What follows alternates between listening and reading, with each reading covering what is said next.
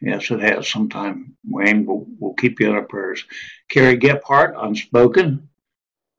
Jess and Jack Ann Oxenrider, pray for our niece Zoe, 12 days old, is at heart surgery and now has pneumonia. We'll certainly keep her in prayer. Let's see.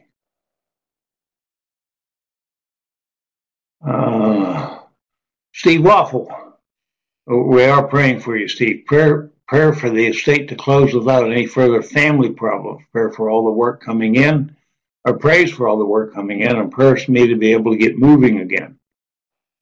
Steve, you are right at the top of our prayer list. Claudia Cotto, please pray for mental health. Thank you. Olivier, praying Steve Dodo. Olivier is praying for Steve Waffle. Rick Berry, prayer request for Aaron Murphy. He's in the ER, being admitted to ICU. Aaron, as you know, is in Idaho. Tony from New Jersey, prayer request for a family friend who was shot last night 17 times. He is currently in the hospital clinging to life. That's a very urgent prayer request. See, Janice in Orlando prays for a travel companion to PASAC, and she wants to know if Yvonne would be interested in for a wild ride. Okay, we'll pray for Yvonne too if she accepts. Nolan Bibb has an unspoken. Chantel, unspoken prayers for health and healing, and she wants to thank the Mishpacha. Selena, Jesse, and Luke Stevenson. I have a close friend whose small children have been abused in many ways for months. The authorities involved aren't making it stop for reasons that can't be understood. Please pray for justice and protection. We will indeed. Helena in Colorado. Shalom, everyone. Please, asking for unspoken prayers. Thank you. Brian and Jamie. We have an unspoken praise for a blessing received today. We also want to thank everyone for prayers for Trevor last week. Trevor's tooth extraction went well, and he recovered quickly. Yvonne Harding from Jacksonville. I'm thanking Abba for an answer to prayer about going to Passover, and a big thank you to Janice S. and Lisa K. for making it possible. I now have a ride and will be able to attend Passover. Hallelujah. So you're so thankful. Amen. Yvonne Harding in Florida says we're looking forward to it. Rick Berry, prayer request for Chuck Stalling. Vehicle broken down on the side of the expressway, waiting for his mechanic to arrive. And Dave and Alice in Crown Point, Indiana. Prayer request for Alice. Nerve pain complication from shoulder injury or shoulder surgery. Kevin Shutt has an unspoken. Shalom, Kevin. Hope you're doing well in Lebanon, Pennsylvania there. Laura Powell, a prayer request for eye doctor appointment yesterday was discouraging. While in general they're doing better, but they're now concerned about macular degeneration in one eye and glaucoma in one or both. We'll put you on a prayer list there, Laura, for sure. Raymond Ramlow, praising Abba for the kindness of all who are praying for our family right now in the wake of my aunt losing her son to stomach cancer last week. I was able to attend some of the services and see my parents be good pillars. They pretty much ran both services. My aunt was very appreciative of the help and also all these prayers. I think your aunt's name was Athelia or something like that, if I remember rightly. We did pray for her, Raymond. Rena Kaufman has an unspoken. Jess and Jaxie Oxenrider. Prayer for favor in our next chapter in our move to Cleveland. We'll be ready to welcome you, and we'll pray for you, and I think your grandson, too. Leanne in Missouri, prayer for travel mercies through the bomb cyclone the end of this week. Yes, they're having a severe snowstorms in the northern part of the U.S. And by the way, Uncle Bob, this newest storm is named Wesley. Laura Powell in Oregon has several unspoken. Carrie Gephardt again. Amy and Dave won't be here tonight. Their son leaves for naval boot camp in the morning. Okay. Rachel from New Mexico praises for a loving mishpocha. And Raymond Ardith. Yeah, Ardith, I'm sorry. Ardith is her name. Anne Marie Bordeaux, a prayer for her brother to give her the respiratory infection he's had for months. Nothing is helping medically. Travis and Jessa Owens, prayer. Please remember Jessa, who is still battling a heart condition. An appointment is coming in a couple of weeks, and we'd like the doc to figure out what is wrong and how to resolve it quickly. Uncle Bob just said LOL, probably in reference to the name of the storm after his son. Jess and Jack Ann Oxenrider, he is our son now. Okay, I stand corrected. He's no longer your grandson, he's your son because you legally adopted him. Praise Yahweh. I was also adopted by maternal grandparents. Rebecca Simpson, praise Yahweh for life and breath. Amen. Travis and Jessa Owens. Travis is continuing to explore job opportunities with several options moving forward, seeking Abba's guidance to choose the correct path. April Dykes in Texas has an unspoken, and Cecil McQueen in South Carolina is asking for unspoken prayers. Okay. Oh, Sue Smith. Praise Yah for a good report from my heart, Kath, a week ago. Hallelujah. We're glad everything turned out well, Miss Sue. Okay. Are there any other prayer requests or praise reports? Olivier has unspoken for healing. Sue Smith says thank you. You're welcome. If there are none, I would like, let's see, Sharon Masters. Thanks, everyone who's been praying for my son, Chuck. He's being directed to apply for assistance with the VA. He's a veteran. Lots of rock there. Okay. There are some very excellent VA selicities and some not quite so excellent. So let's hope I think the ones in Florida I've heard good reports from. Selena, Jesse, and Luke Stevenson. Tommy's new job is going well. Jonathan Thompson, praise Abba. Mom wants to come back to Beth Shalom this Shabbat with a guest who's willing to drive us and visit. Hallelujah. I don't know if you folks watched the live stream. You saw Jonathan cutting up the rug there and the Hebrew dancing. He was getting right into it. He had all the moves down pat like he'd been doing it for years.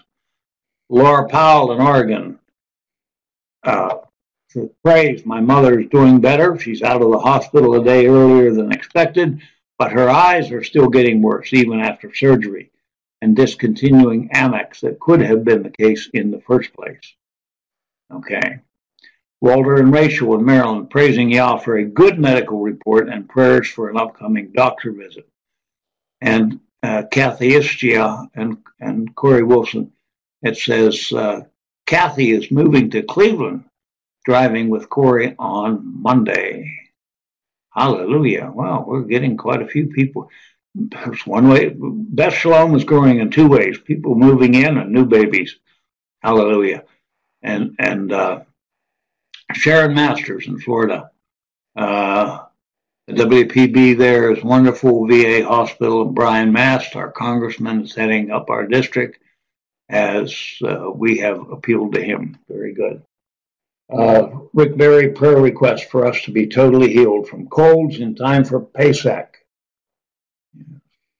Laura Powell in Oregon. That was supposed to be meds. Oh, okay. Thank you, Laura. Sue Smith says hello to Kathy and Corey. Okay. All right. If there are no further prayer requests, I'm going to ask some of the men to put up their hands. I'm going to ask all of the men to put up their hands who would like to open us in prayer.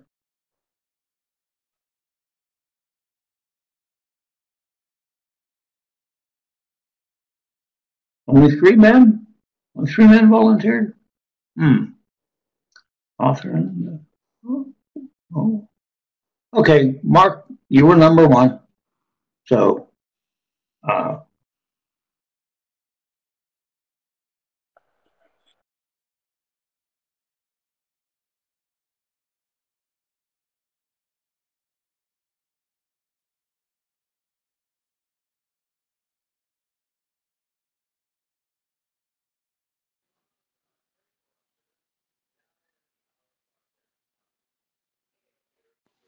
Mark, are you there? We can't hear you. I don't think anyone can hear you. Want to try? Sorry about that. Got me now? All right, sorry about that. I didn't unmute my mic. Avinu Malkeinu, our Father, our King, I thank you for this opportunity that you granted to us tonight to come together as a family to study in your Torah, that we might be transformed through it, through walking it out and applying it in our lives.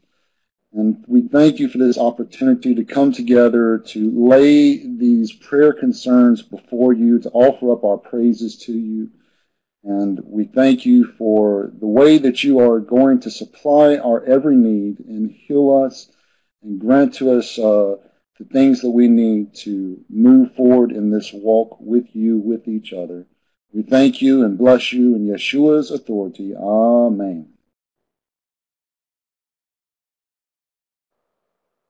Amen. Amen. Thank you, Mark. Okay.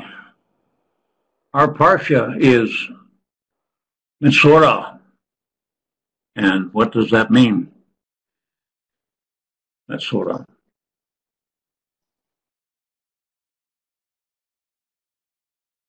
Nobody knows what it means. Menomenoen? Metzora? Cleansing the leper? Yeah, okay. It could mean the infected one, right? One Tzarat? Yeah. Okay, very good. You know, Uncle Bob went through a lot of problems to give me a camera, and I haven't used it. Well, maybe before we go any further, I'll see if I can. Is that all right, Uncle Bob, if I try to turn on the camera? Or should I not? Go ahead. You can do it this time. Okay. All right. Let's play Rabbi Steve's game. What color shirt am I wearing? Who can guess? Steve says green, blue, green, black, black, black, blue, red, white, green, black, blue, blue, green, black, purple, white, blue, blue, yellow, blue, magenta, and black. All right, I'm going to show you. All right, see who wins.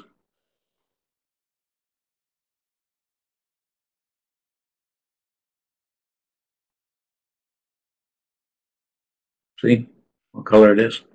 And I'll give you the covenantal scratch with the MTOI coin. Okay.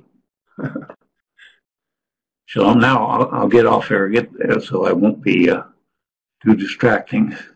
Every once in a while, one of our microphones does it happens to people that they get it turned on by accident.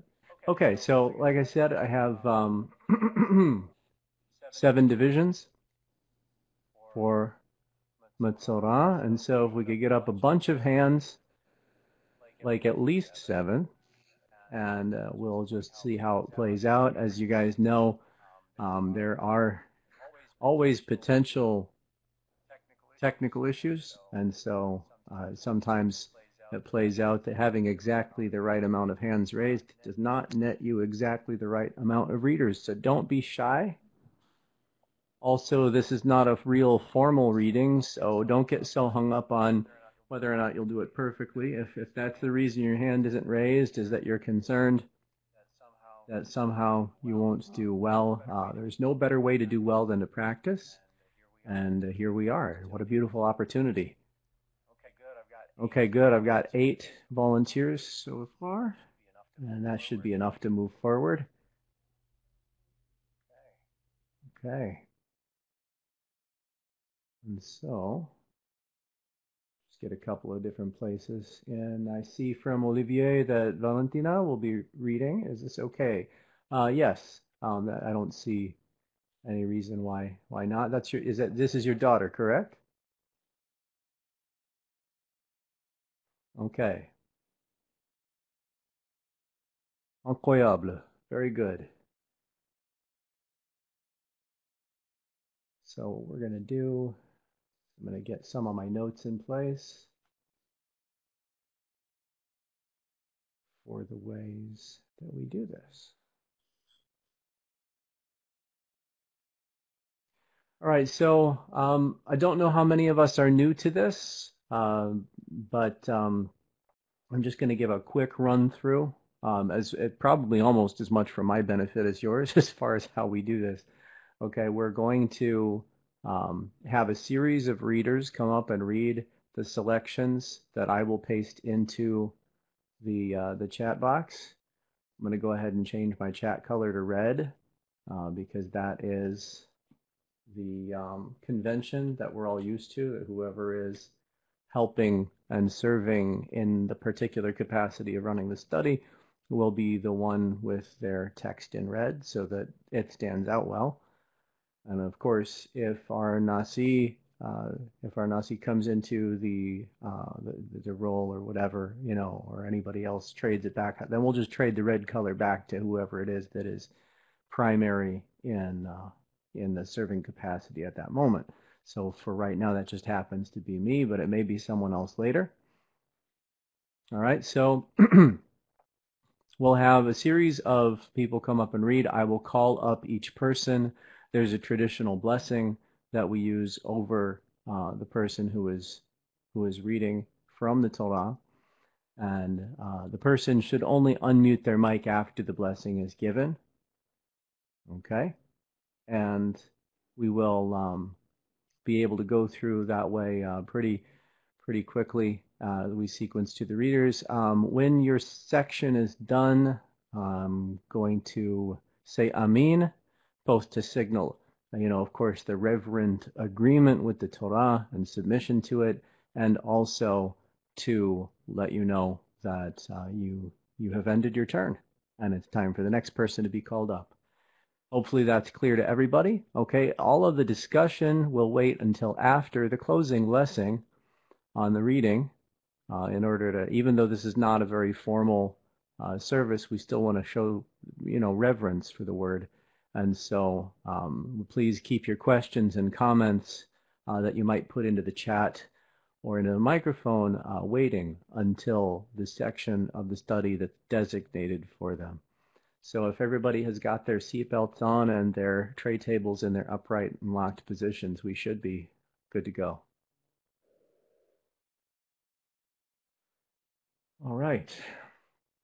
So first up, it appears we have Mark, and so let me get the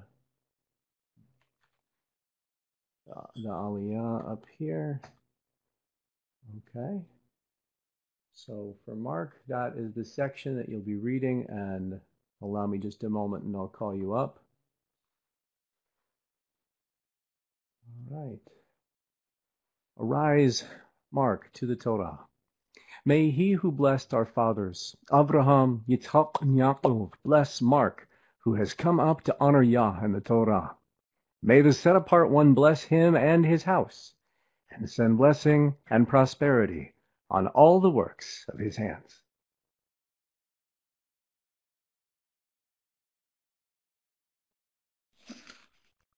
And Yahweh spoke to Moshe, saying, This shall be the Torah of the leper for the day of his cleansing. He shall be brought to the priest. And the priest shall go out of the camp, and the priest shall look and see if the leprosy is healed in the leper. Then the priest shall command, and he shall take for him who is to be cleansed 2 live and clean birds, and cedar wood, and scarlet, and hyssop. And the priest shall command, and he shall slay one of the birds in an earthen vessel over running water. Let him take the live bird, and the cedar bird, and the scarlet, and the hyssop, and dip them and the live bird in the blood of the bird that was slain over the running water. And he shall sprinkle it 7 times on him who is to be cleansed from the leprosy, and shall pronounce him clean, and shall let the live bird loose in the open field. And he who is to be cleansed shall wash his garments, and shall shave off all his hair, and wash himself in water, and shall be clean. Then after that he comes into the camp, but shall stay outside his tent 7 days. And on the 7th day it shall be that he shaves all the hair off his head, and his beard, and his eyebrows, even all his hair he shaves off. And he shall wash his garments, and wash his body in water, and shall be clean.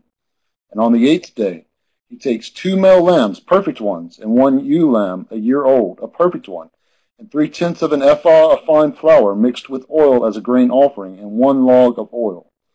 And the priest who is cleansing shall present the man who is to be cleansed with these offerings before Yahweh at the door of the tent of appointment. And the priest shall take 1 male lamb and bring it as a guilt offering, and a log of oil, and wave them as a wave offering before Yahweh.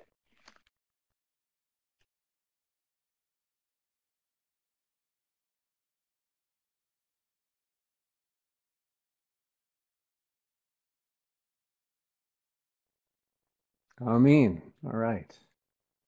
Took a little delay with my microphone. Amen. Arise, Earl, to the Torah. May he who blessed our fathers, Abraham, Yitzhak, and Yaakov, bless Earl, who has come up to honor Yah and the Torah. May the set-apart one bless him and his house, and send blessing and prosperity on all the works of his hands.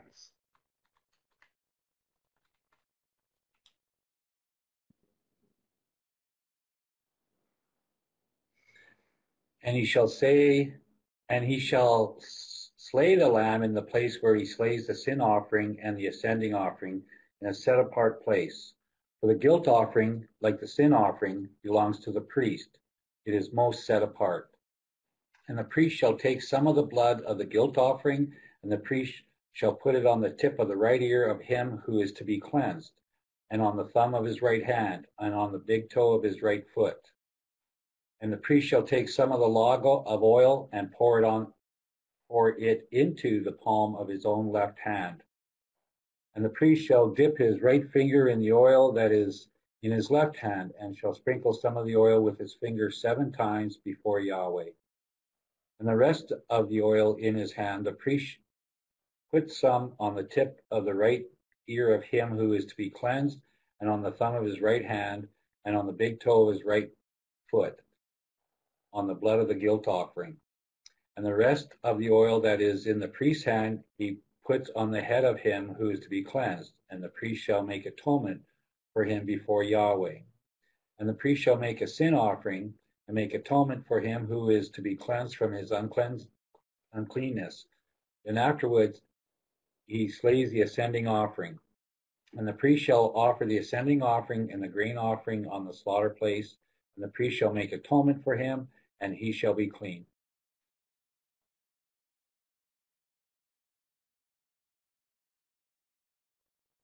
Amen. Amen. Arise, AJ, to the Torah. May he who blessed our fathers, Abraham, Yitzhak, and Yaakov, bless AJ, who has come up to honor Yah and the Torah. May the set-apart one bless him and his house, and send blessing and prosperity on all the works of his hands.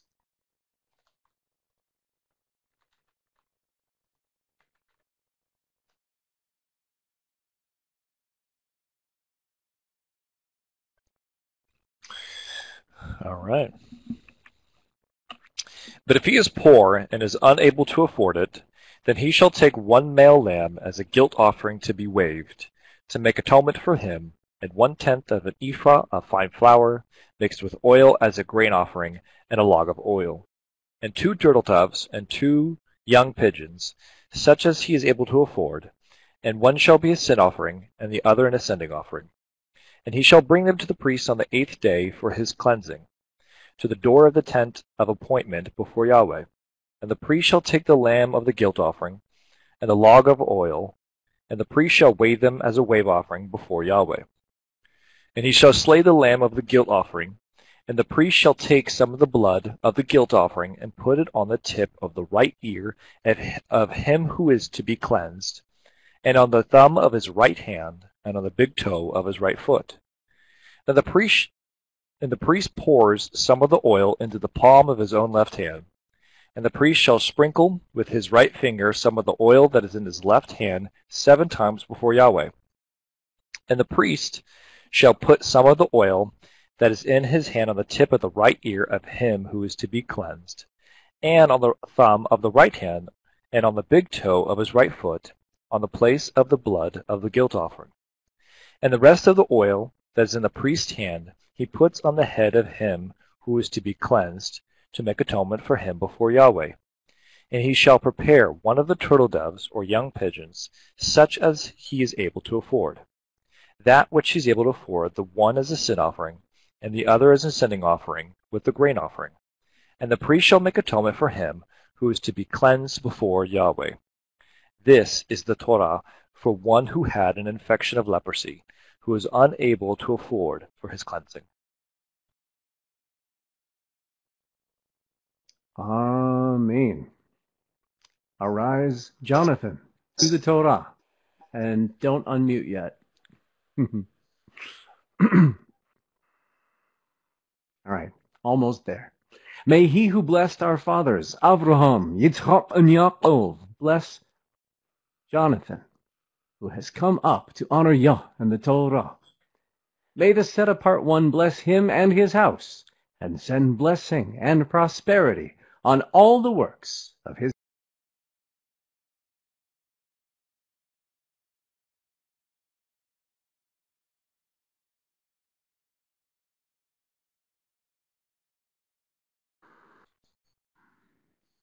Testing 1, 2. And Yahweh spoke to Moshe and to Aaron, saying, when you come into the land of Canaan, which I am giving you as a possession, and I put a plague of leprosy in a house in the land of your possession, then shall the one who owns the house come and inform the priest, saying, it seems to me that there is some plague in the house. And the priest shall command, and they shall empty the house before the priest goes in to look at the plague, so that all that is in the house is not made unclean. And after that, the priest goes in to look at the house. And he shall look at the plague and see if the plague is on the walls of the house with sunken places, greenish or reddish, which appear to be deep in the wall.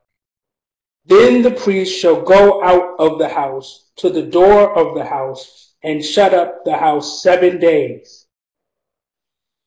And the priest shall come again on the 7th day and look and see if the plague has spread on the walls of the house.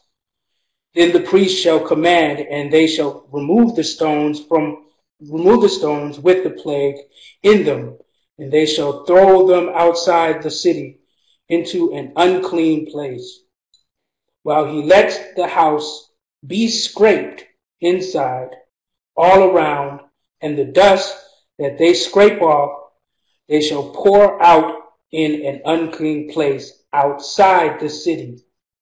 They shall take other stones and put them in the place of these stones, and take other mortar and plaster the house.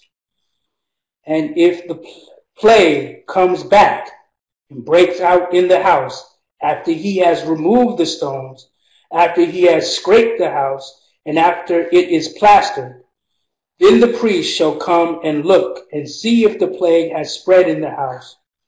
It is an active leprosy in the house. It is unclean. And he shall break down the house, its stones, and its timber, and all the plaster of the house. And he shall bring them outside the city to an unclean place.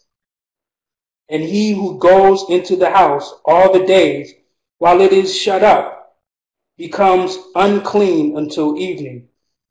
And he who lies down in the house has to wash his garments and he who eats in the house has to wash his garments. However, if the priest indeed comes in and looks at it and sees that the plague has not spread in the house after the house was plastered, then the priest shall pronounce the house clean, because the plague is healed. And to cleanse the house, he shall take 2 birds and cedarwood and scarlet and hyssop. And he shall slay one of the birds in an earthen vessel over running water. And he shall take the cedarwood and the hyssop and the scarlet and the live bird and dip them in the blood of the slain bird and in the running water, and shall sprinkle the house 7 times. He shall thus cleanse the house with the blood of the bird and the running water and the live bird, and with the cedarwood and with the hyssop and with the scarlet. And he shall let the live bird loose outside the city in the open field, and shall make atonement for the house, and it shall be clean.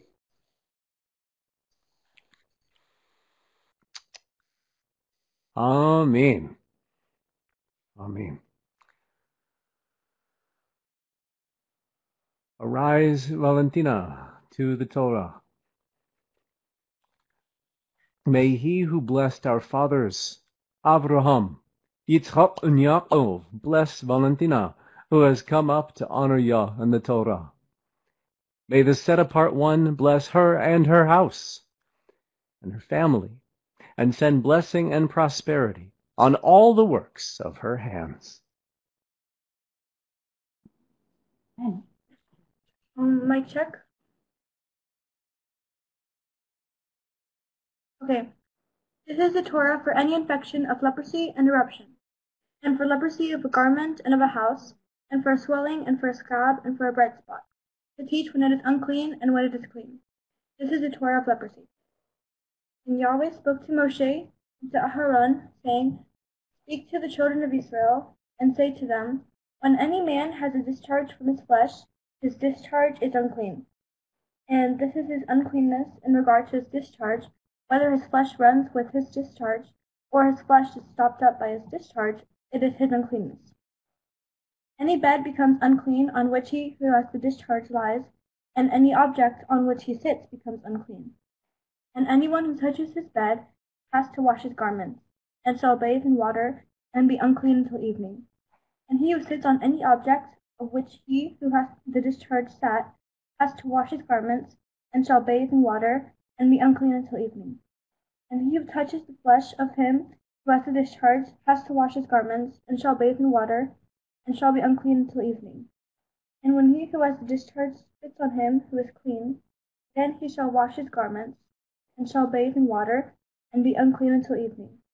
Any saddle on which he who has the discharge rides becomes unclean. And whoever touches any of that which was under him is unclean until evening. And he who is carrying them up has to wash his garments, and shall bathe in water, and be unclean until evening. And anyone whom he who has the discharge touches, without rinsing his hands in water, shall wash his garments, and bathe in water, and be unclean until evening. And the earthen vessel which he who has the discharge touches has to be broken, and every wooden vessel has to be rinsed in water. And when he who has a discharge is cleansed of his discharge, then he shall count for himself 7 days for his cleansing, and shall wash his garments, and shall bathe his flesh in running water, and be clean. And on the 8th day he takes for himself 2 turtle doves, or 2 young pigeons, and shall come before Yahweh to the door of the tent of appointment, and shall give them to the priest. And the priest shall prepare them, the one as a sin offering, and the other as an ascending offering. And the priest shall make atonement for him before Yahweh because of his discharge. Amen. Arise, Rick, to the Torah. May he who blessed our fathers, Abraham, Yitzchak, and Yaakov, bless Rick, who has come up to honor Yah and the Torah. May the set-apart one bless him and his house, and send blessing and prosperity on all the works of his hands.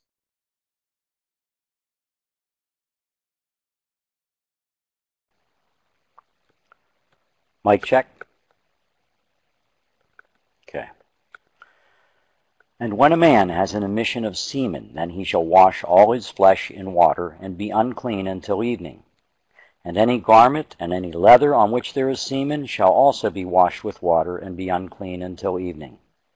And when a woman lies with a man, and there is an emission of semen, they both shall bathe in water, and be unclean until evening. And when a woman has a discharge, and the discharge from her flesh is blood, she has to be in her separation for 7 days. And whoever touches her is unclean until evening. And whatever she lies on during her separation is unclean, and whatever she sits on is unclean. And anyone who touches her bed has to wash his garments, and shall bathe in water, and be unclean until evening. And whoever touches any object that she sat on has to wash his garments, and shall bathe in water, and be unclean until evening. And if it is on the bed, or on any object on which she sits, when he touches it, he is unclean until evening. And if a man lies with her at all, and her monthly flow is on him, he shall be unclean 7 days, and any bed he lies on is unclean. And when a woman has a discharge of blood for many days, other than at the time of her monthly separation, or when she discharges beyond her usual time of monthly separation, all the days of her unclean discharge shall be as the days of her monthly separation. She is unclean. Any bed on which she lies all the days of her discharge is to her as the bed of her monthly separation, and whatever she sits on is unclean, as the uncleanness of her monthly separation. And anyone who touches them is unclean, and shall wash his garments, and shall bathe in water, and be unclean until evening. But if she is cleansed of her discharge, then she shall count for herself 7 days, and after that she is clean. Amen. Arise, Chantel, to the Torah. May he who blessed our fathers, Abraham, Yitzchak, and Yaakov, bless Chantel, who has come up to honor Yah and the Torah. May the set-apart one bless her and her family, and send blessing and prosperity on all the works of her hand.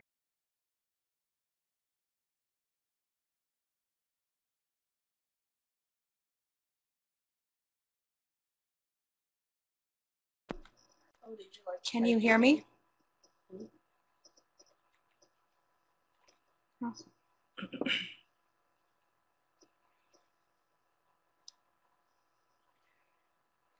And on the 8th day she takes for herself 2 turtle doves, or 2 young pigeons, and shall bring them to the priest, to the door of the tent of appointment.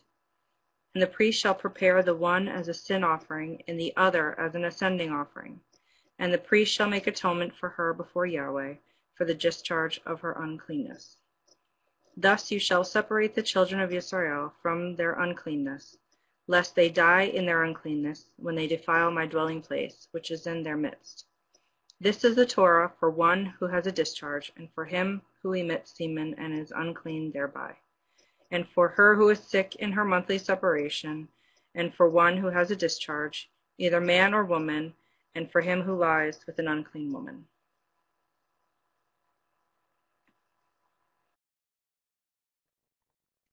Amen.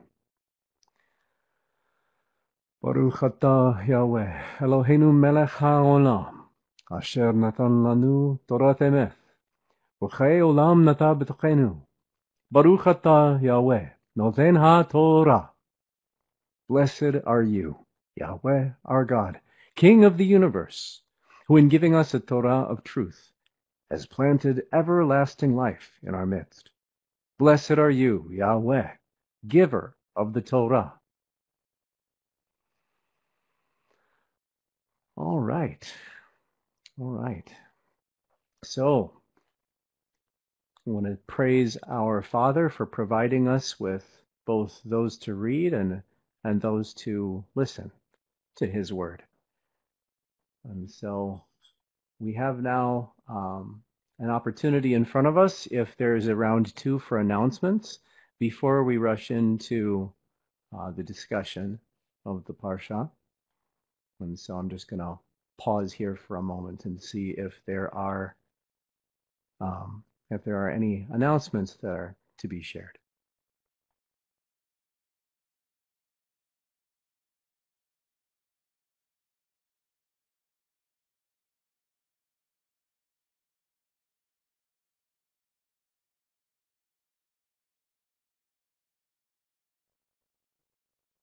All right, I see one announcement, one more MTOI online Torah study before Pesach.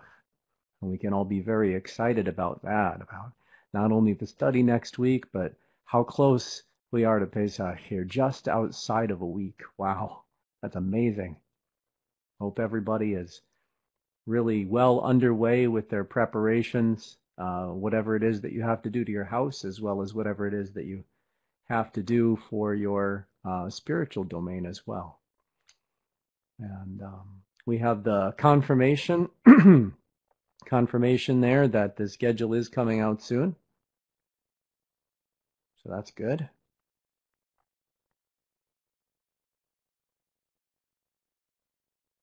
And at least one person has already seen it. There we go. That is very soon. Can hardly get more soon than already.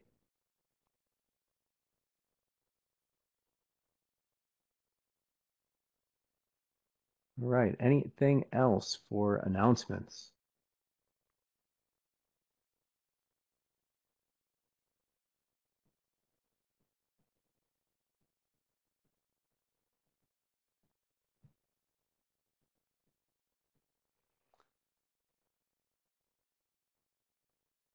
Okay. All right, well, it doesn't look like there's anything much else bursting at the seams here to come out. I'll just wait a little bit longer and see if perhaps Zuck and Tom or somebody else who knows what the announcements might be, perhaps they might post one more thing or maybe put in a 5 to let us know they're typing something long.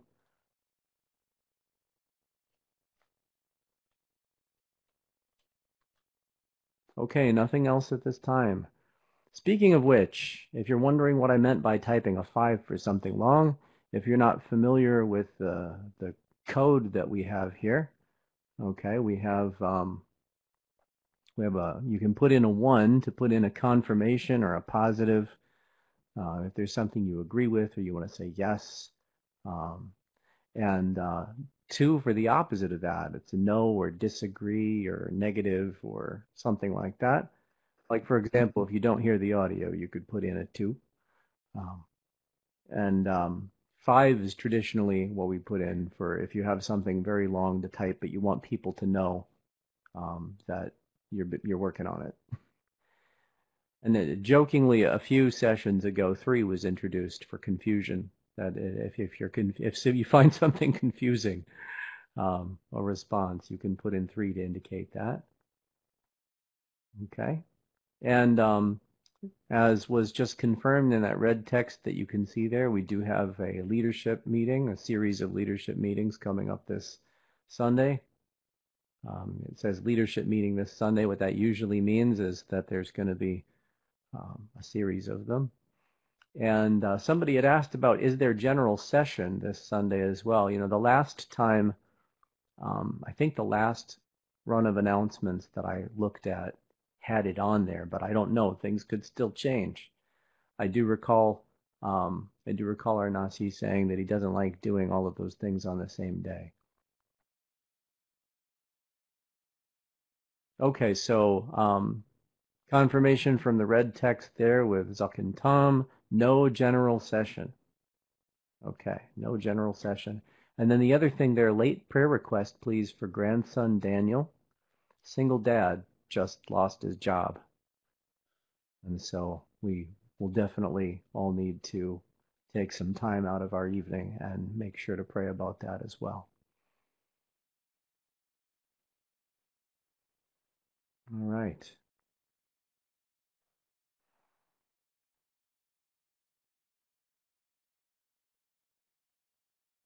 So I'll give just a little bit longer to see if there's anything else, or maybe just a confirmation that that's it for announcements.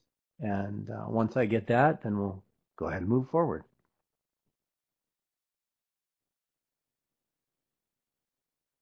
Oh, okay. Correction. There is general session.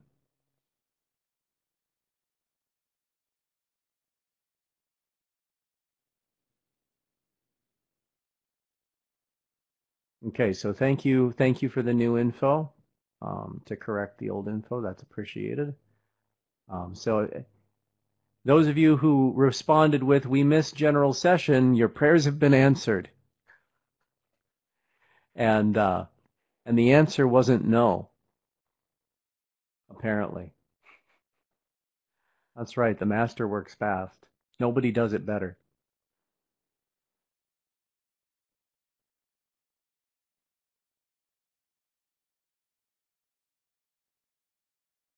I always love seeing when people say they miss general session, that this is something that they like, because it's really quite unique. You can't find a lot of ministries that do anything like that.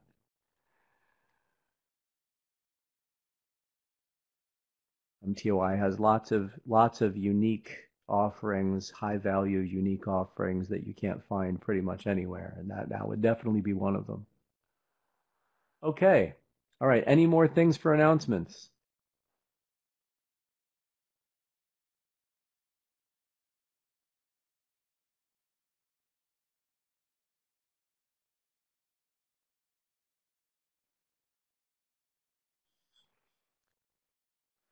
Yes, Rick, I was remembering the same thing, but I'm also aware that it could change at any minute, and so I thought maybe there was more current information down here in the red, but both could be true. It could have been canceled and then reinstated, for all I know, right? So I just like to give the benefit of the doubt in all directions. Yeah, it's on. Okay, very good. It's been confirmed. All right, are there any more announcements?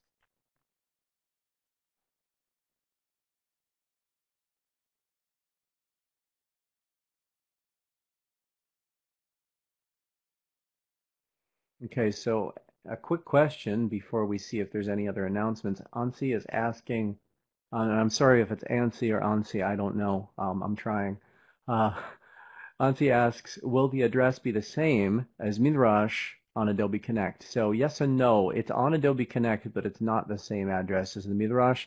You can see the address on the website. If you go to mtoi.org, okay, and generally right on the front page, you can find a link to connect to the general session.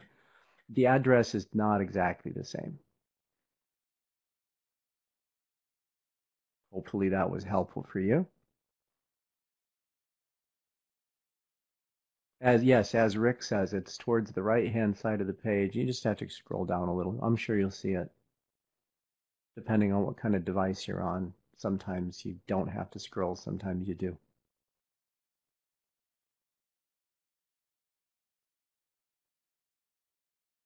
Okay, I'm just looking for a confirmation at this point that there's no new announcements. And then we will move right along. Okay. Earl is asking, is there an email reminder as well? And that I really can't answer, because I'm not good at paying attention to my email. It's been overwhelming me since a long time ago, and so I don't see things in there as easily as I'd like. Okay. All right, well then we're going to move to our next section. Okay, our next section is going to be the discussing. Okay, we have a chapter by chapter discussion / midrash. Okay. Now, you have only a couple of chapters here that we're exploring. It's like 14 through 15. But we will still go ahead and I mean, that's the policy, so we'll honor it and show our submission to the policy. We're not going to go to a free-for-all just because it's 2 chapters. We will go in order. Here's some more of our policies as we do these things. These are things that, the best of my recollection, they're what's been handed down from the top, so to speak. Okay, but what we're going to do is, by and large, your questions, your comments, etc., you're going to stick to what we just read. It is permissible to make connections outside of the Parsha. It's permissible to make connections to the typical Genesis through Revelation set. But going beyond that is outside the scope of this study. Okay, and so, if the person leading the study or if someone in leadership wants to bring in something they understand from their maturity is valuable from outside of that, that's one thing, but it's not the scope of the study that we're just going to, address stuff from every book under the sun. Another thing, you want to notice that our guideposts are the two greatest commands as prioritized by Yeshua. Our master walked the earth and he helped us understand how to weigh things more correctly. And what he gave us there is the understanding that all of this fits in the framework of how to better love Elohim and how to better love what he loves. In other words, his creation, your fellow human beings. And so we're looking for what we can apply in our walk and to your character development, and not just for every last thing that could possibly interest you or fascinate you. The scope of this study is that we're going to focus on what can help you today, what can help you in your walk and your character, and address the fact that we need to be progressing in our efforts to enter the forever kingdom. And so another thing that we like is very helpful is to try to see yourself in the Parsha somewhere, try to find there's something in here that should speak to you specifically and to your development, and see if you can find that. And last but not least, as I mentioned before, we'll bring up questions and points in order by chapter, and the study leader will move us from one chapter to the next. All right. So I'm going to go ahead and open us up, and one thing that it would be good for us to get sort of out of the way as we start here is that we don't have a time machine available to us, and there's some things you can really only find out either if you can go back in time or if you can go forward to where we have available to us after the master's return. We can ask him anything we want, but right now we're stuck in between those 2 points, and so we're not going to be able to say exactly what kind of affliction the Torah, which is mistranslated here as leprosy. We're not going to really be able to say what that was. We know it wasn't actually leprosy in the sense that medically today Hansen's disease is called leprosy, and we explored that a little bit last week. Okay, but rather than trying to spend a lot of time figuring out what it was, what disease it corresponds to, or any of that, we're going to be a lot more interested in how does this apply to us in our walk and in our character. So you can tie that back to the scope that was set via the policies. Okay, so I'm going to start looking through the chat and see what gems and treasures from your study you're ready to share. They come in many forms: observations, questions, and answers. This is a general discussion, and so it's okay. If you see someone asks a question and you think you might know the answer, it's okay for you to volunteer your viewpoint, as long as you don't step into the role of actually, we don't want everybody stepping into the role of actually trying to tell others just how it is. So watch out for that.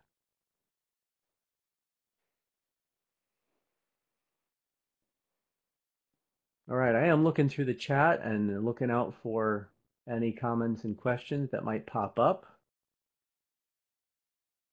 And also looking at the hands raised, because I know sometimes you might have something that is easier or better to do verbally than in the typing. So I see AJ has a hand up, and love to go ahead and let you take a whack at it, AJ.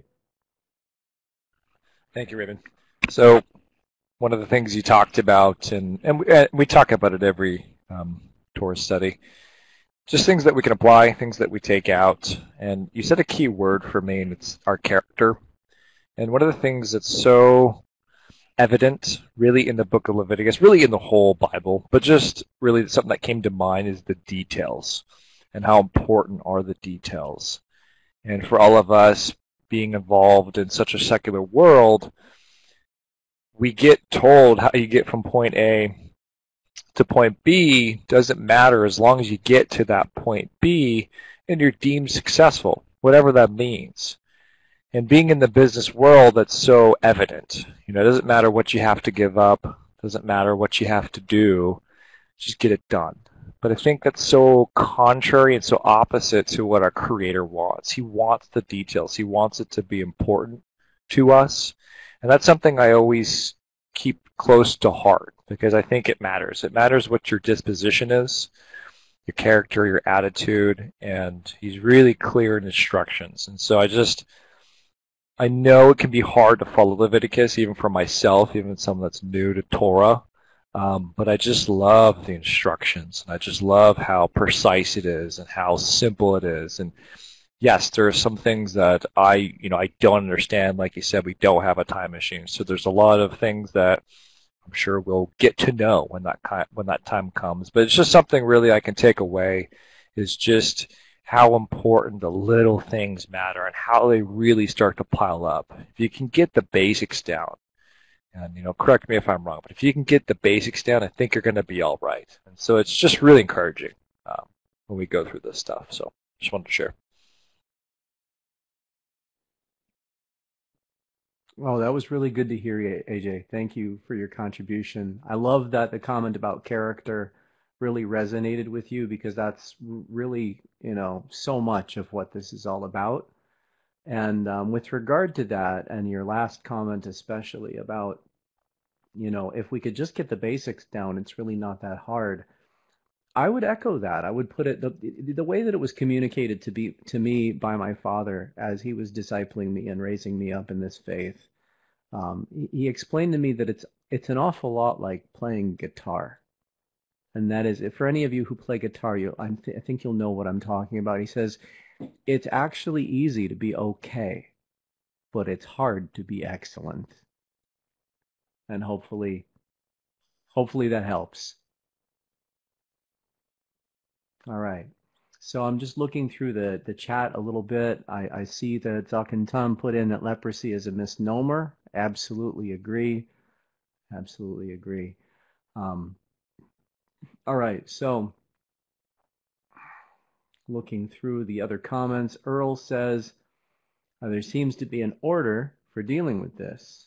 Abba taking care of us, similar to our walk. That's a great comment. Ansi is asking, is the tip of the right ear the same place as mentioned as place where the ear is pierced of a slave who wants to stay at his master? Well, that's a great question, and possibly. I would say that's something that you could check on and you could go and look and connect between those two sections. And I'd love to hear what you find if you do that. Come back and tell us all about it. I'm inclined to think that they're connected. So thank you for asking. Sharon is asking, there are a lot of instructions here. Do they all apply to us today since they are in the Torah which we are to be following? Okay. Well, I'm glad people are only asking easy questions. Okay, Sharon. The way this was explained to me by my father, it's sort of along the lines of, well, let's see, how would he put it? Everything applies, but not everything can be done as written, and not everything that applies to you individually. For example, instructions to a Kohen don't really apply the same way to a non-Kohen. Instructions to a man don't really apply the same way to a woman, and vice versa. And some of these things specifically relate to the temple and to the Kohanim and the way all of that worked, and there's some of these things you just literally can't do in the present order of things. So I think it's good and healthy for us to respect, our elders and how they teach about these things. And I do believe that Nasi Steve teaches this exactly the same way. And that is, you have some things here that you can't do, and sometimes it's because of the order of things right now, and sometimes it's just because you're not the one that this instruction is really addressing. But that doesn't mean that the stuff doesn't apply. And so here's another thing that I've heard from both Nasi Steve as well as from my father, and that is even the stuff that doesn't technically apply to you in Torah, you can usually see a principle there. And if you can extract that principle, and you can, you should ask for help, by the way, in doing that if you're not, if you haven't already been qualified by the body to extract principles. But if you can see the principle behind the thing, you can be blessed by that principle, even if that particular instruction isn't really aimed at you. For example, the Torah says so much about the cleanliness of the Kohanim and the precision in their tasks. Don't you also believe that if you, in your life, pursue orderliness and cleanliness and precision, that there are some blessings that will follow you as you apply those? Sure you do. All right. So, scanning back down through. Sharon, I hope that was helpful. Okay, Nolan is offering that chapter 14 makes him think of Matthew 8, and that's relatable. Okay. And Rick is mentioning here that, let's see, it keeps jumping around. Rick says 14:45 and following, it appears that the Kohen is personally dismantling the unclean house and taking it outside the city to an unclean place. If it was in fact the priest doing this, the Kohen doing this, would it not also make him unclean as well? Well, I'm going to answer your last question first and say yes. But we see that happening in a bunch of places. Like, for example, look at the ritual of the red heifer, where going through that ritual causes uncleanness for literally everyone who participates in it. And so the Torah does things like that. Sometimes it can be a little bit difficult to make them be intuitive to our limited human logic, but it is a thing.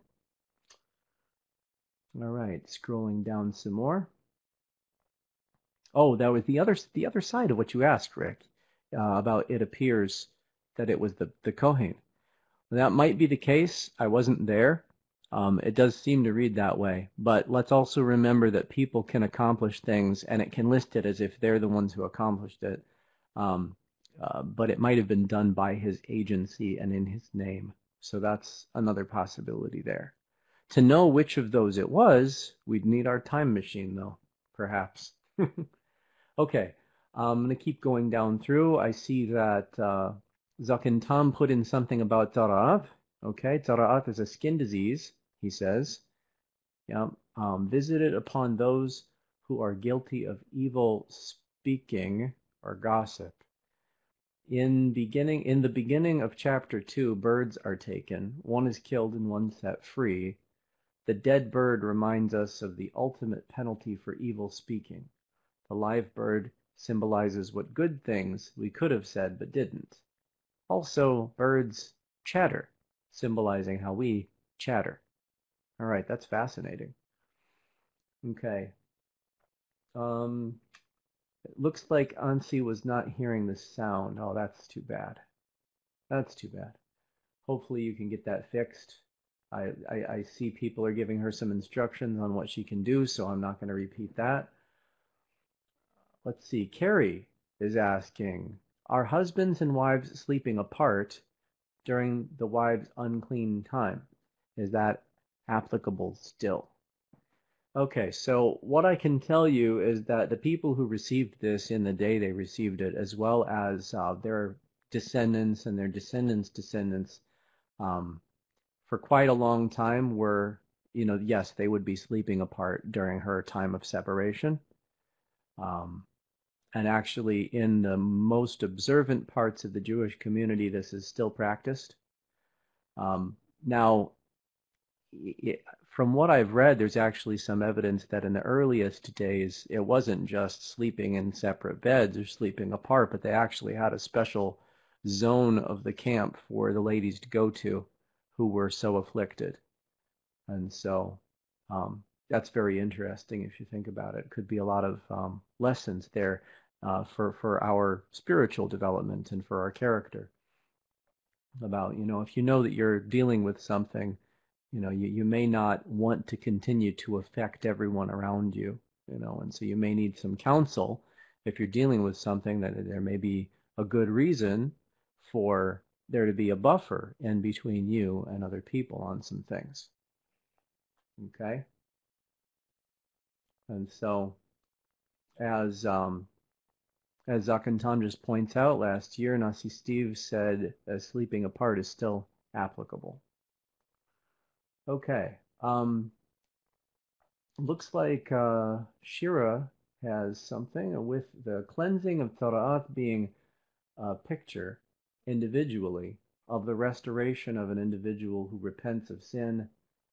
Might there also be a connection with the cleansing of a house with Tzara'at and the cleansing of the entire house of Yisrael? Oh, that's a nice connection. Certainly, I think that's a possibility, as well as the idea that when you think about this and see what you make of it, that why does the house have a plague? Why does the house afflict? Why is the house afflicted? And again, it's going to be due to people. So I think that's another way also of showing us that if people are doing something, it affects the whole house. We see that with various different things throughout the Tanakh and throughout all the scriptures, where you have one person make a serious enough offense and it affects the whole community. And Zakantam says, not feeling well tonight, will sign out, and he sends his thanks. So Laila Tov, back to you, sir, and hoping you're feeling well, better soon.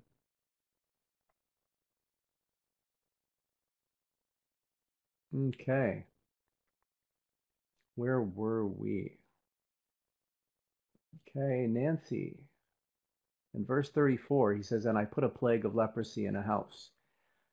Is the instruction for getting rid of it a metaphor for us searching our own hearts/lives for behaviors and thoughts that need to be taken out of the camp and replaced with the rock or the word?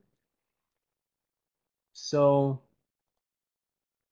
I would respond positively to that. I definitely believe there's a connection there, but I would fill in just a little bit. I would color that in just a little bit, if you're willing, to see that in this parsha, it's insufficient for the person to examine themselves, and it's insufficient for the person to examine their own house. And a big parallel between this parsha and the one before it is, in both cases, all of that the people who are not Kohanim can do is say that it seems like there's an affliction.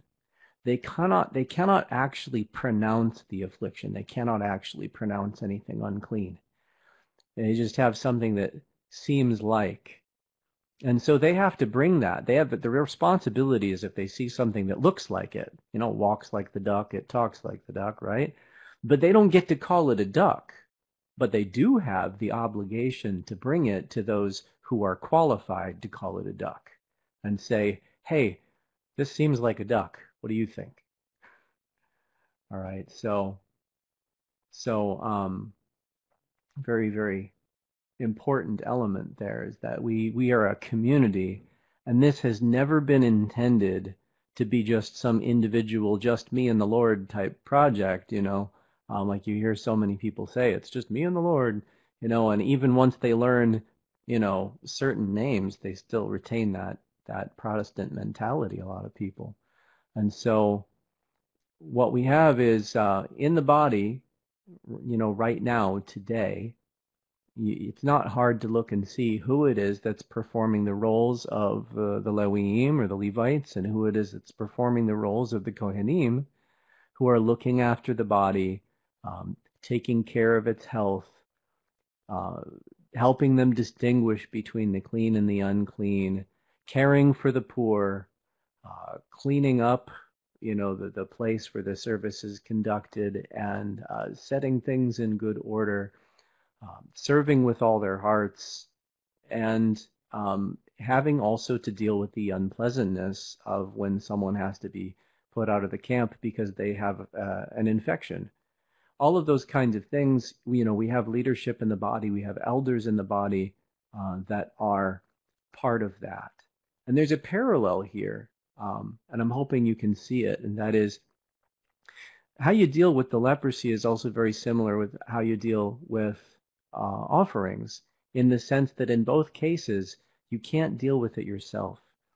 You need to find the Kohen to be able to know if what you're doing is appropriate, and to have them tell you either, yes, you brought the appropriate offering, or now that I hear your issue, you have to bring a totally different offering for this.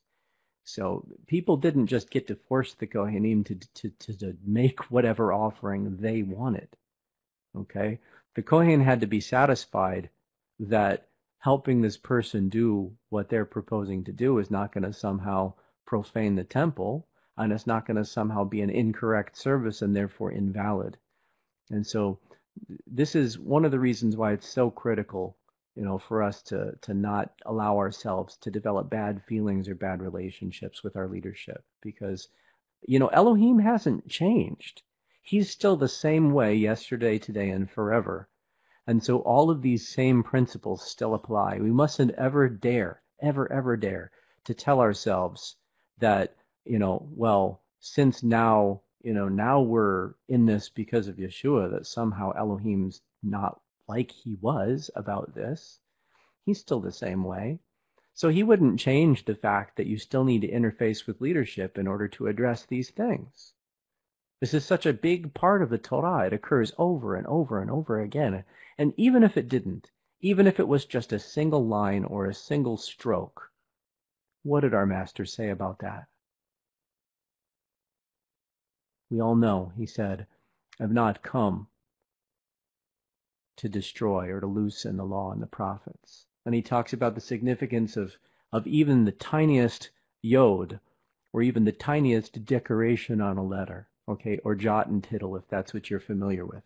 Okay, so hopefully we're able to see the principle there as well, that, whether it's about the offering, or whether it's about the affliction, the tzara'at, okay, that there's a parallel here that's teaching us that if we want to really be maximized in our blessings for repentance, we're going to be in good standing with our leadership. We're going to be in discipleship. We're going to look for the opportunity to really engage those people in our repentance effort. And so, you don't want to have your mind cluttered up with the Catholic confession imagery, okay? So, obviously we're not that, okay? But the other thing is, where did they get that? They didn't make that up. The whole idea that you have to involve the Kohen in your repentance process does not belong to them. It's right here in what we just read. They can't own that. They can't have that. That belongs to Yah. And so therefore, because it belongs to him, and it's in the Torah that he gave us, then it's ours as well. So don't cheat yourselves out of the maximal blessing on your repentance by trying so hard to keep leadership out of it. Hopefully that was helpful to everyone.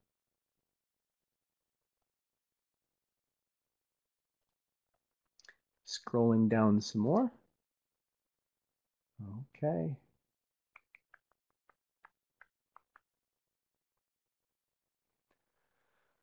Okay, I see in terms of comments and questions, there was a cultural reference that Rebecca Simpson noted something being similar to Native American culture. Okay. Sorry I didn't see that sooner to note the connection. And let's see, Bob and Cher asking, could this Torah portion also show sin we are struggling with and how it can affect other areas of our lives? Could the house represent deep-seated bondages? Well, I don't see why not. That's a great connection. Okay.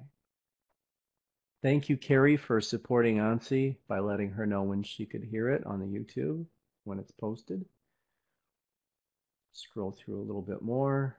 Good to see people greeting Zuck and Tom as he leaves. And okay, here's a question from Jonathan Thompson. Is there a connection, rather, pardon me, a connection with the house and with Tehillim 127, verse 1. So just going to plug that in over here and see if we go to Psalm 127. Oh, I love that. I love that. Okay. Jonathan, I'm right there with you. That's a great connection. Thank you for bringing that out. It's good for us to remember, always remember, that, if you want your efforts to be fruitful, okay, you want to have Yah with your hand. Okay, so you think you build the house, but if the house is really going to stand, it has to be Yah there with you. Notice how it says, if Yah does not build the house, its builders have labored in vain. Okay, doesn't mean that we don't do anything. Okay, we still participate one way or the other. The question is this something that's of Him or not? Because if it's not of Him, then it will not stand in the day of testing. Okay, let's keep moving. Okay, that was Nancy's comment. I think that I saw that and addressed it while I was in line. Let's see. Rick, this whole discussion regarding the house reminds me of a house becoming riddled with mold, which takes time to take place and which can be avoided altogether to begin with if the occupants are steadfast in keeping it and themselves properly cleansed and maintained. All right, great illustration. All right, Mark mentions something from 1435. And we're going to have to move to 15 pretty soon. But yes, that's the, it seems to me, connection. Very good, Mark. All right. Now another one from, let's see where we are. Oh, I almost skipped. Earl says there must be something important about this. Colds, viruses, chickenpox are not treated this way except on rare occasions for community/nation. Hey, good point. Good point. All right, Mark says chapter 14 is dealing with being reintegrated into the camp, similar to Matthew 18, where the thrust is about being restored in relationship to your brother when a rift has occurred. I like that. Okay, Alan and Bonnie have asked an extremely important thing, asking if you are in an unclean state, are you able to come before Yah in prayer? Okay, perfect question. I'm so glad somebody brought this out, because we really shouldn't get out of studying this parsha without spending some time on that. Okay, you are allowed, but you have to take your state into consideration. Not only are you allowed, you're encouraged, because you need Him more than ever when you're like that. We always need Him, okay, but it's when you're all screwed up that you need Him the most, okay? And so, but what you don't want to do is you don't want to come before Him like nothing is wrong, okay? And so if you've ever wondered, why do I feel different about praying, about coming before the Father when I know I'm in an unclean state or when I know I'm, not right about something? And some people allow that to keep them away. That's the worst thing you can do. You need to be in contact with Him even more than you did before, but you need to acknowledge your state. You don't want to do that whole come boldly before the throne thing when you're, bringing a bunch of waste with you, right? So you need to come before him, but with extra humility and with a sincere request to help you get clean again or repent or whatever it is that you're dealing with. So hopefully that was helpful. Okay. And Greg Wallen asking, can the different offerings, sin, guilt, ascending, and wave, be akin to our humility, among other things, toward Elohim? For example, I was wrong, I'm sorry, please forgive me, I love you. Yes, that does apply to a lot of the things with regard to the offerings. Okay, I would be right there with you, agreeing with that. So let's take some time and look at 15 as well. And good night, Nolan.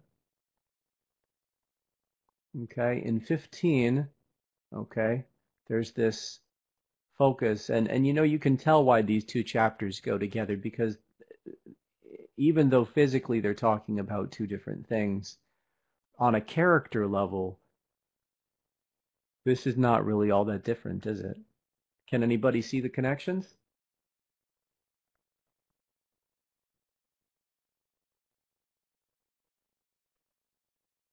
Okay, let's go at it. We haven't got a lot of time left, but let's just start listing out some of the connections we think we can see between 15 and 14 and the prior parsha. Just this whole idea. It's all very, very interrelated. What are some of the connections that can apply to our walk? What can we take away from this tonight that can help us serve Elohim even better tomorrow?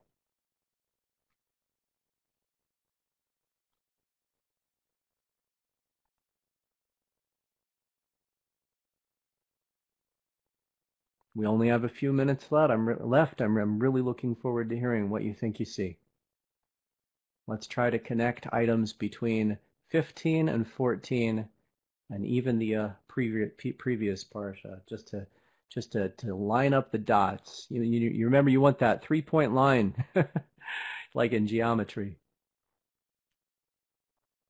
What are our connections between these sections? What can we take away from this tonight that'll affect our walk, our character, and that'll help us serve Elohim even better tomorrow? Okay, Crystal had one. Crystal says, always be aware of your behaviors and actions, how they affect you and others. Good job. Beautiful. Okay, Rick Berry puts in separation. Yes, that's a very big part of the theme. Okay. Olivier says, how about touching the beds to do them? We are two ladies at home, please. Touching the beds to do them. Oh, okay, like to make the beds. Yeah, okay. That makes sense. Okay, so look, to a certain extent, this is unavoidable, to a certain extent, this is unavoidable. That's why they were given a process to recover. And so you have this. Here's another important thing to remember. What does it mean? If anybody touches her bed, they're unclean until evening. Okay, that means that you would do a washing, and then at sunset, your status would reset. But also, let's think about the impact of this, okay? Let's think about the impact of this. What is this status that you would have, this tameh status from touching the bed of a woman who is in her monthly? All it means is you can't go into the tabernacle or the temple, okay? And you can't touch the set-apart things that are in the tabernacle or the temple.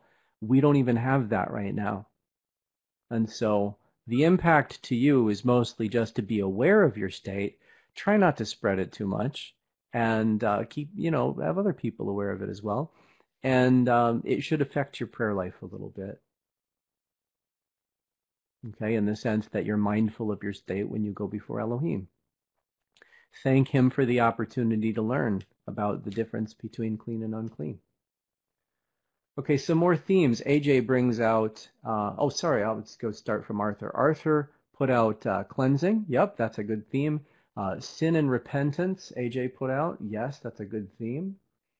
Okay, Rick Berry mentions evening to evening. And so, yes, that's definitely not only relevant to the conversation with Olivier, but also with this overall stuff as well, because we're remembering that the progression of days is very integral to all of this. And so we have to remember the evening to evening so that we know where the day resets. Bob and Cher mentioned, just as Yeshua warned about the leaven of the Pharisees, we need to be aware of the possibility of our own. The prayer of Psalm 51 may be helpful in being restored. Absolutely. In the Tehillim, number 51 is highly related to Teshuvah. Very, very. And let's keep moving. We don't have much time left. Okay. Carrie mentions, back then they didn't have the products to keep things contained. Does this natural cycle make women spiritually unclean during this time? Okay. So I'm going to say about that, no. That's my belief about that, and I believe that it's in line with what is taught from the top in MTOI, that this physical status is not a reflection of you being personally defective spiritually. It's a picture, it's a teaching tool, it's a lesson. We can all learn from it. Okay. Yvonne Harding, being aware that if we spend time with that which is unclean, it makes us unclean.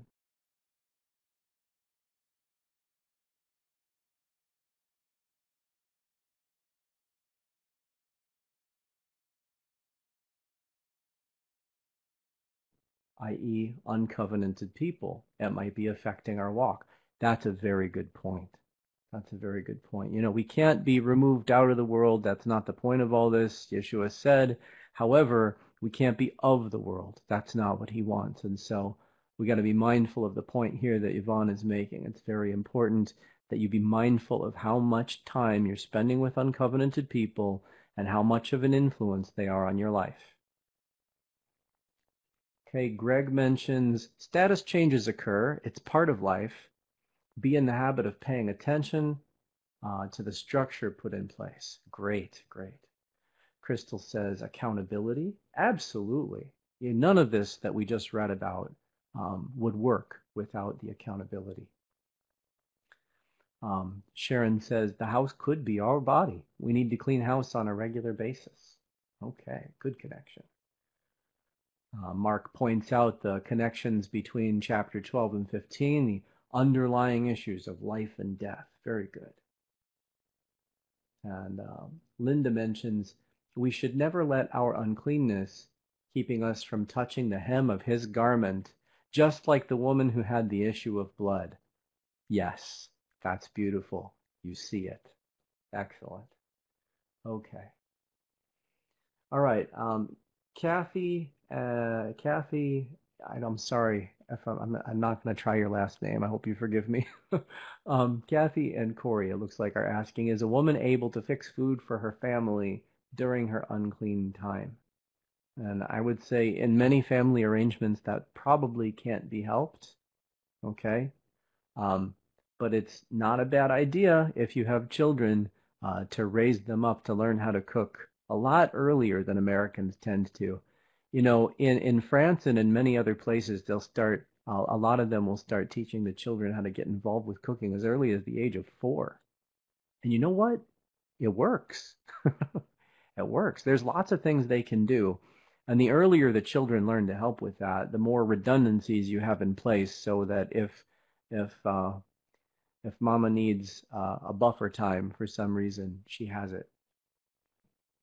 Now, if you haven't got kids in the house, then, you know, it's limited what you can do, obviously. So I just say do the best that you can, because we don't want to lose the value of the lesson, but don't beat yourself up over it if you can't do it exactly the way that it reads, because after all, as Nasi Steve has mentioned many times, this kind of uncleanness teaches us a lot, but as far as the practicalities go, it mostly relates to not being able to set foot in the tabernacle, the Mishkan, or the temple, Beit HaMikdash, and not being able to touch the set-apart things in there and all of that.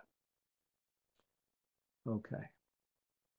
Well, now we've run into the time boundary, and I don't want to stretch us beyond our time boundary. I see there's a lot more stuff coming in. I also note that Steve Waffle has to leave, and so hopefully you'll all remember to keep him and his family in prayer for all they're going through right now, as well as all of the rest of the people in the prayer request. And so let's go ahead and wrap up here. We'll want hands up for a closing prayer. Gentlemen, I want to see more than 3 this time. Okay. All right. It should be, most of the guys at least should come prepared, because how many? Father in heaven, we just come before you at the close of this study.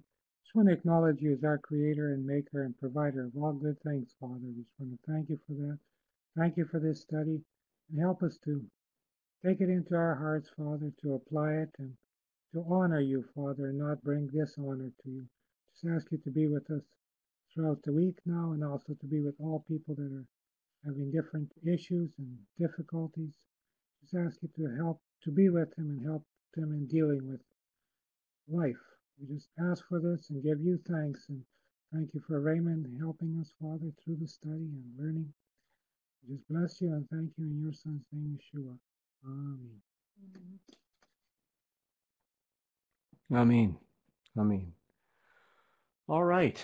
Okay, so now that we're closing up, I will go ahead and start the countdown, but just one reminder before you go, don't drop off quite yet. Remember, okay, that you're in a structure here if you're participating with MTOI, and when it's anybody who's doing the study, it doesn't matter who it is, if it's not our Nasi, there's always the possibility that something that was related was not exactly the way that he would have put it. And so you just remember here that, if he's your teacher and if he's who you're here to learn from, and then it just so happens that somebody else is running the study, you can always, not only can, you should, if there's something that you're not quite sure about, you should always be able to go to your, the one that you have as your teacher and to say, I heard this somewhere, and I really want to understand if this is okay for me to eat.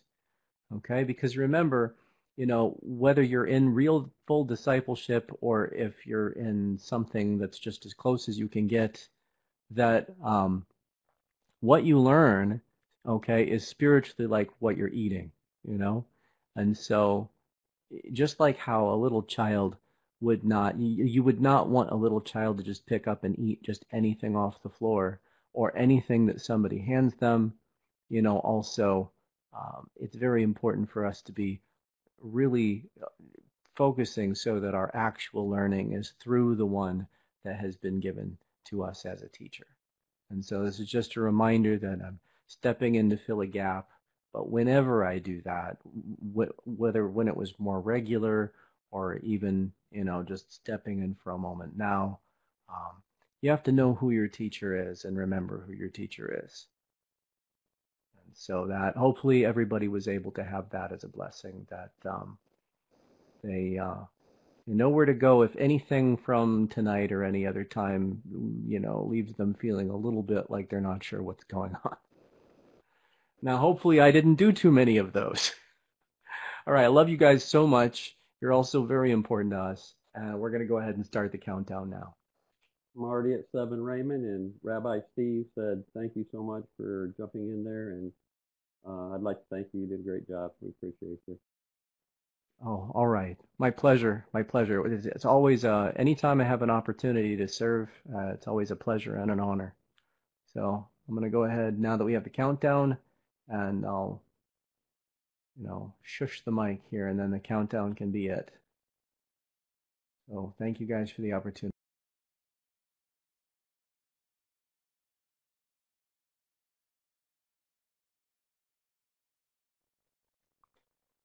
Well, I suppose I should answer that question from Aubrey, though. Aubrey's asking, how's my little one?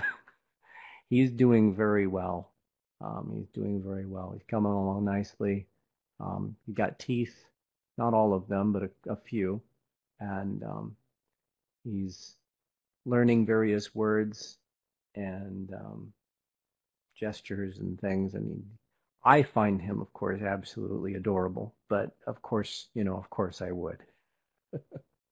But he's absolutely a pleasure, Aubrey. Thank you for asking.